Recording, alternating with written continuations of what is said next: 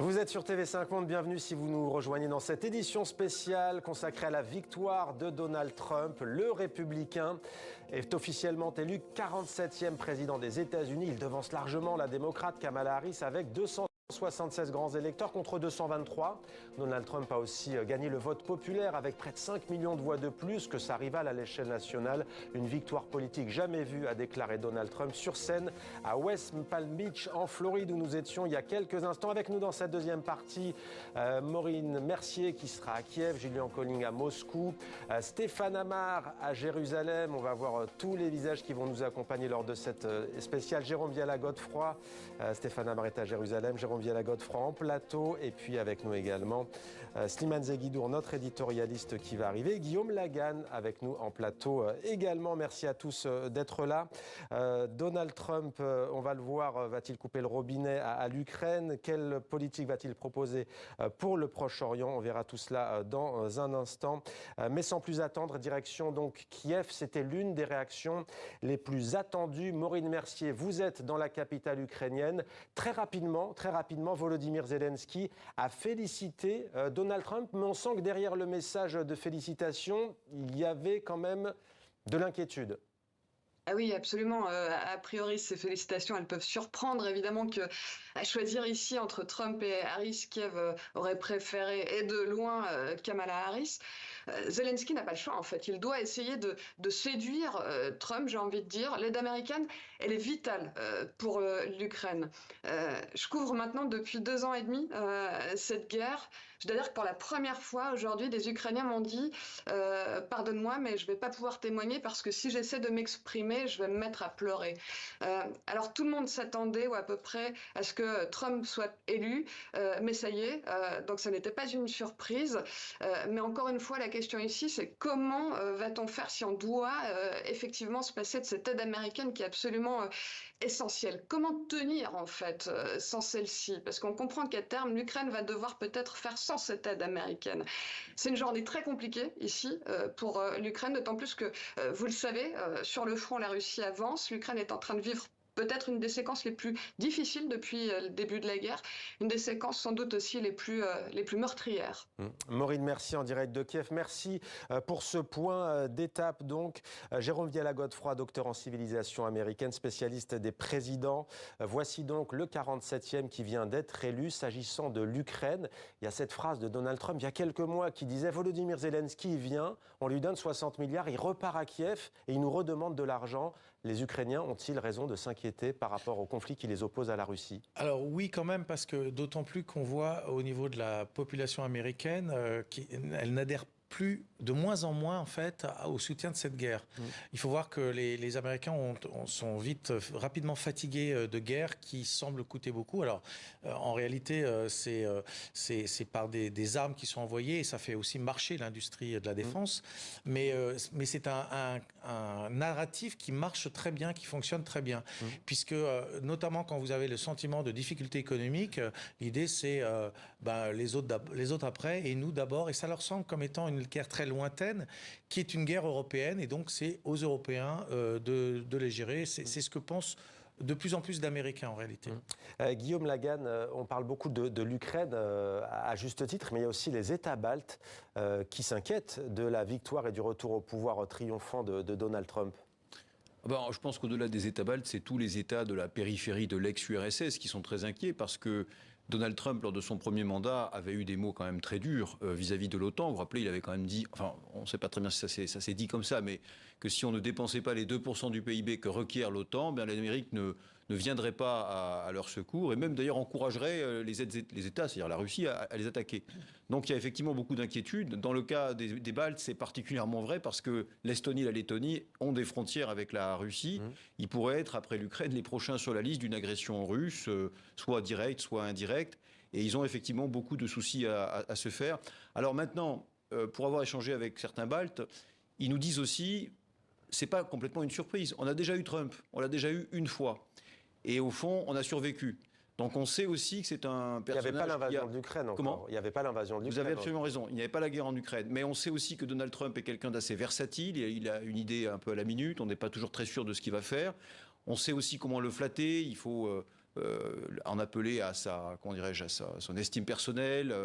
Et les Baltes, qui sont quand même des gens assez malins, pensent que peut-être, sur une base bilatérale, ils parviendront à sauver leur épingle du jeu.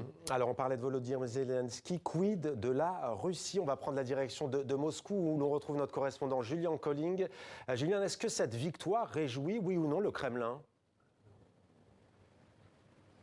Alors, de manière assez maligne, peut-être, pour l'instant, Vladimir Poutine s'est bien gardé de féliciter ou de commenter Donald Trump, de féliciter Donald Trump sur cette victoire. Mais on a déjà des informations de presse qui sortent ici dans les médias indépendants, qui font état de félicitations un petit peu par des canaux détournés de la part de l'élite russe, Dmitri Medvedev, notamment l'ancien président russe, ou encore le porte-parole de la Douma, Volodine, aurait félicité indirectement, donc en passant par différents contacts Donald Trump.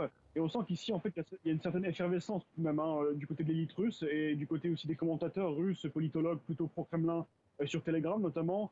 Tous, bien sûr, se réjouissent, on peut dire, de l'arrivée de Donald Trump, du retour de Donald Trump aux affaires, car on sait qu'ici, Trump bénéficie encore d'une certaine amitié, en fait, de la part des Russes, même si, encore une fois, le Kremlin préfère ne pas se prononcer et jouer un peu le rôle d'observateur externe. On sait qu'encore une fois, voilà, notamment la guerre en Ukraine est centrale, et la Russie se dit que peut-être le soutien à l'Ukraine, bien sûr, baisserait, ou Trump a lui-même promis, rappelons-le, de mettre fin à ce conflit en 24 heures. Bien sûr, c'est une phrase un peu à l'emporte-pièce, mais en Russie, on estime que tout de même, ça pourrait changer les choses sur le front ukrainien, un retour de Trump aux affaires, à suivre donc. Mais encore une fois, une déclaration pour finir, c'est celle peut-être la plus juste de la part du ministère des Affaires étrangères russe, qui dit que, quoi qu'il arrive, Trump ou Harris, les relations entre la Russie et Washington sont très très dégradées tout de même depuis quelques années, bien sûr, et ça ne changera pas grand-chose au final, selon eux en tout cas, sur un réchauffement possible des relations. Il y a encore beaucoup de chemin à faire, en tout cas du côté russe, pour la normale avec Washington. Julien Colling en direct de Moscou. Julien, on suivra évidemment avec vous. Vous guettez pour TV5 Monde une éventuelle déclaration de Vladimir Poutine. C'est intéressant ce que vient de dire Jérôme Viala-Godefroy, notre correspondant. Est-ce qu'on ne s'emballe pas parfois? Quelle est la différence profonde entre l'administration Biden et l'administration Trump sur des questions comme celle-ci? En dehors de la question d'aide qui est cruciale, mais la Russie, elle ne va pas changer de prisme, la Chine ne va pas changer de prisme en fonction de tel ou tel chef de la Maison-Blanche. Non, mais la différence, c'est que Donald Trump, lui, fonctionne dans la transaction permanente et dans ce qui est important pour lui. Gagnant-gagnant, oui. Gagnant, très gagnant et gagnant un peu, quoi, on va dire. Et en fait, il n'y a pas d'idéologie, il y a de sa part à lui. Après, il faut voir son entourage, ça c'est un peu différent, mais de sa part à lui, les choses peuvent totalement changer selon son instinct, selon comment il change les choses, il ressent les choses, pardon.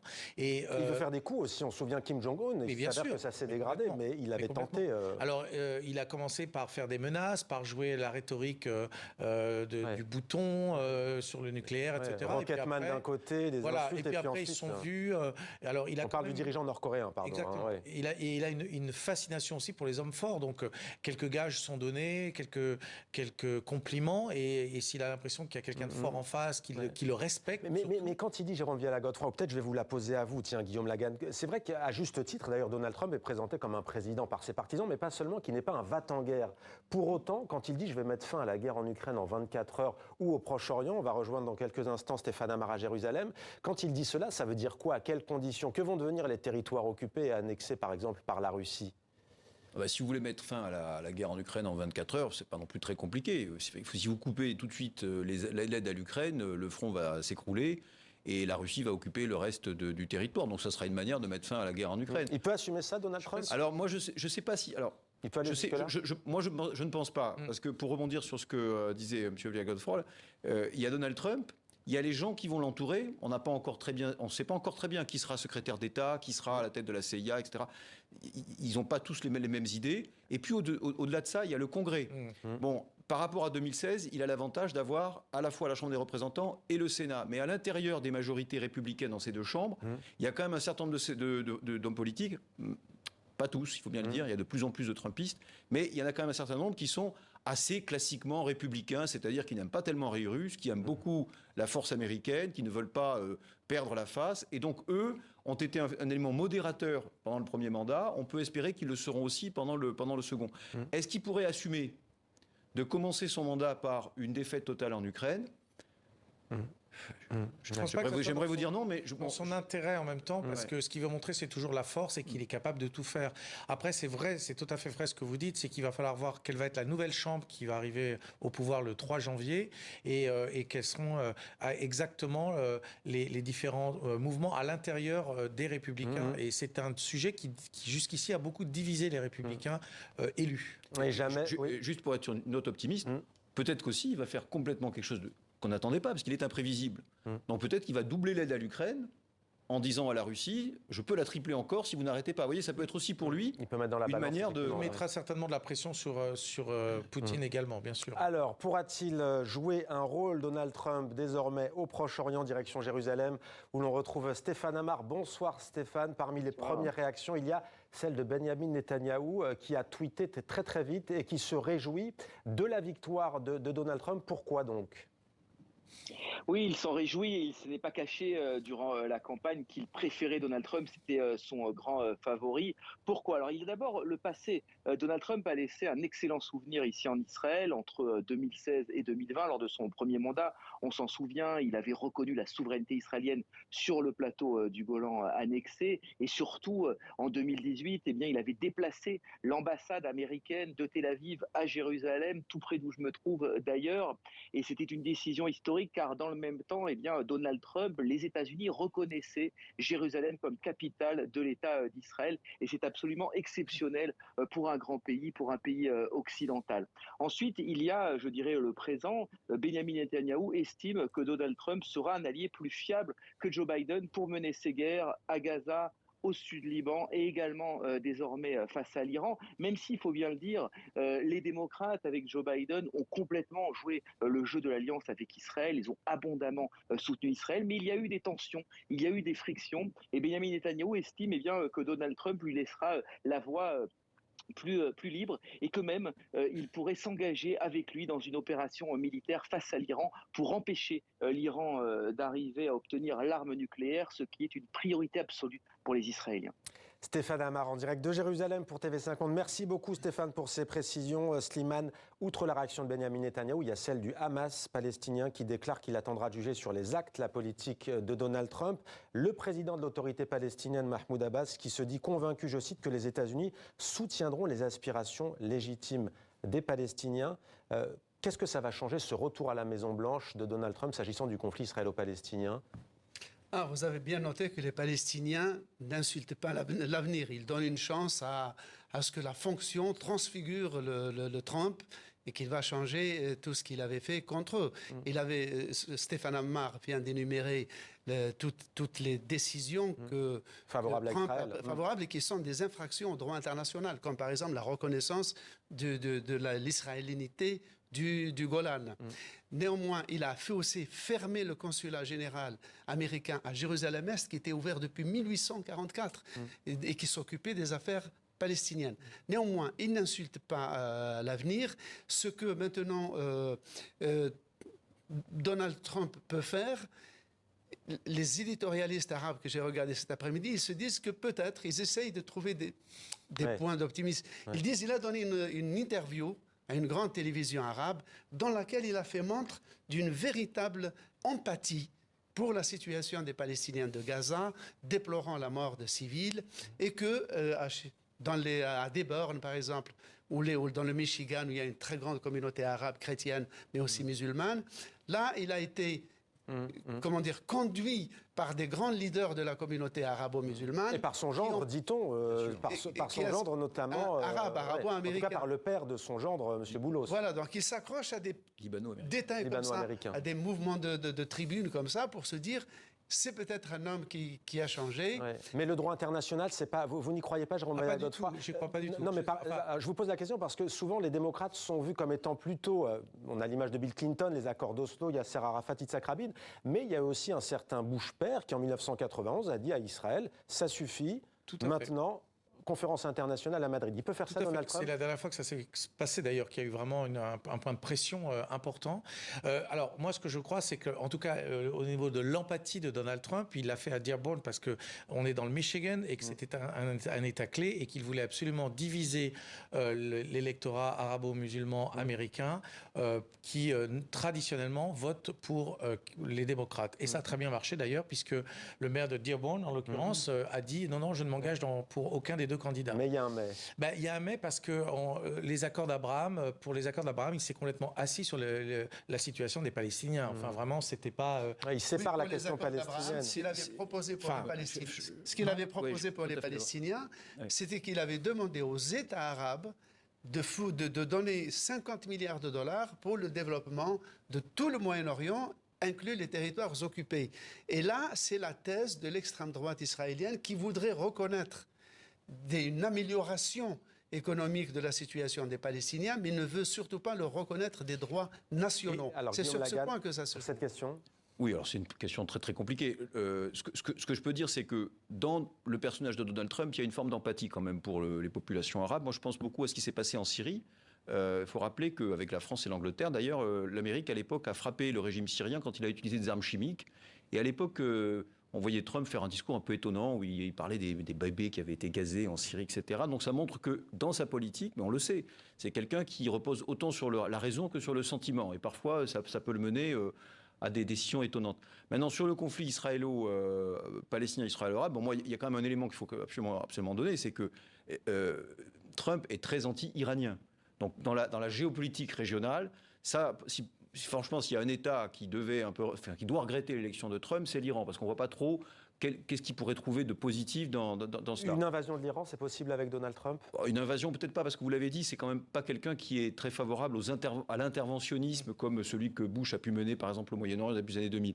Mais en revanche, un soutien davantage à Israël et puis des frappes étendues par exemple, au secteur énergétique ou au secteur nucléaire, etc. Oui, là, je pense que ça, c'est de l'ordre du possible. Maintenant, juste sur le sujet israélo-palestinien, je pense qu'il y a aussi eu un côté transactionnel chez Trump. C'est-à-dire que de la même manière qu'il avait proposé ces accords d'Abraham, qui étaient, vous reconnaissez Israël et puis moi, je vous avantage sur tel et tel sujet, par exemple le Maroc avec le Sahara occidental, eh bien, il avait aussi fait cette même proposition aux Palestiniens. Bon, il se trouve que ça n'a pas été accepté parce que, on le sait, sur le sujet israélo-palestinien, ça supposait des concessions qui sont toujours très difficiles à obtenir de la part des deux protagonistes, y compris des Palestiniens.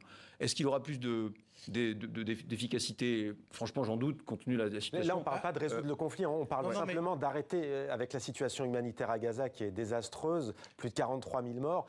Donald Trump pourra-t-il obtenir un cessez-le-feu à Gaza et libérer les otages et un cessez-le feu entre le Hezbollah et l'armée israélienne? Alors, un élément quand même qui est très important dans la motivation de Donald Trump, puisqu'on a parlé par exemple, du changement de l'ambassade américaine de Tel Aviv, le transfert à Jérusalem. En fait, c'est pas pour les Juifs américains ni même pour Israël, c'est pour les évangéliques en fait, parce que les chrétiens évangéliques croient qu'on est dans. Alors, ça paraît un peu bizarre quand on dit ça en France, qui votent à 80% pour Donald Trump. Ils sont un bloc vraiment important, très fidèle à Donald Trump, et eux croient que on se dirige vers la fin des temps. Il y a une question messianique. Une question totalement messianique, et ils pensent que l'un des signes de la fin des temps, c'est que Jérusalem redevienne la capitale du peuple juif et qui éventuellement la construction du temple et le retour du Christ. En fait, c'est vraiment pour ça. Les Juifs se convertiraient au christianisme. Exactement, c'est exactement ça. Et donc, on voit que sa motivation, elle est quand même par rapport à son intérêt électoral et l'intérêt de son bloc qui le soutiendra. Alors, une dernière question pour vous sur l'Europe. L'Europe a-t-elle du souci à se faire, oui ou non? L'Europe, d'un point de vue économique, on l'a déjà abordé. Voilà. Alors, mais sur le plan politique. Alors, sur le plan politique, il va falloir voir si l'Europe est capable de s'unifier, parce que ce que veut Donald Trump, ce qu'il aime, c'est effectivement la transaction, vous en parliez tout à l'heure, mais un à un. C'est-à-dire que ce qu'il n'aime pas, c'est effectivement... Il ne va pas parler de la même manière à l'Allemagne qu'à la France. Exactement, parce qu'il peut voir les points de faiblesse de chacun. Et il déteste les unions, d'avoir plusieurs groupes de pays ensemble, parce qu'ils peuvent s'unir contre lui. Et là, lui, il aime bien diviser. D'ailleurs, il le fait même à l'intérieur des États-Unis. Il a quand même beaucoup divisé le pays pour en profiter. C'est vraiment une stratégie qu'il utilise très facilement. Merci beaucoup Jérôme Viella-Godefroy, Slimane Zeguidour, éditorialiste, et Guillaume Lagan, spécialiste en relations internationales, maître de conférence à Sciences Po. Merci d'avoir été avec nous pour cette émission spéciale.